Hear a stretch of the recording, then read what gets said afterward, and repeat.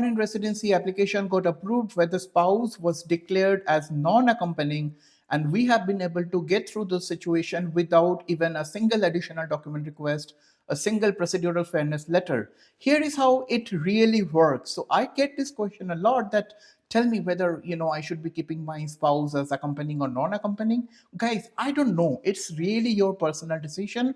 Legally, I cannot tell you whether you should be keeping your spouse as accompanying or non-accompanying.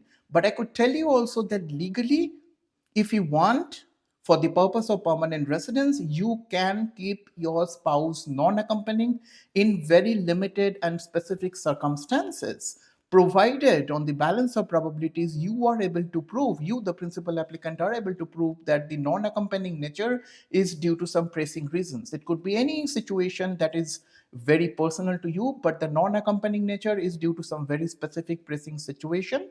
And again, legally, if your spouse is being kept as non-accompanying, there is no bar in you getting the permanent residency. But I could tell you also from my experiences that IRCC always views this kind of situation with a sort of eye of suspicion, and therefore again the burden really lies on the principal applicant to come clean and prove and sort of proactively explain the reasoning behind the same, cite case laws, cite precedents, make elaborative submission to avoid potential back and forth with IRCC.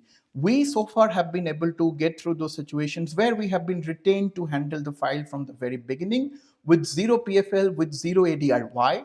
Because I know how those kind of ADRs come, why those kind of PFLs come, what kind of sections I typically include as a response to those PFLs. So what I tend to make sure is that my post ITA documentation submission, consider that as a combination of ADR, combination of PFL, and a combination of post ITA submission. And therefore, there are no stones unturned really for IRCC to come back to ask me questions, because all the answers are there in front of them. So long story short, legally, you can keep your spouse as non-accompanying provided your situations demand, but at the same time, it's a very delicate situation, and therefore it becomes a little bit more complicated one. If you're able to prove the reasoning for the non-accompanyingness, it's fine, because by law, cohabitation does not mean that your spouse will have to accompany you in your application of permanent residency.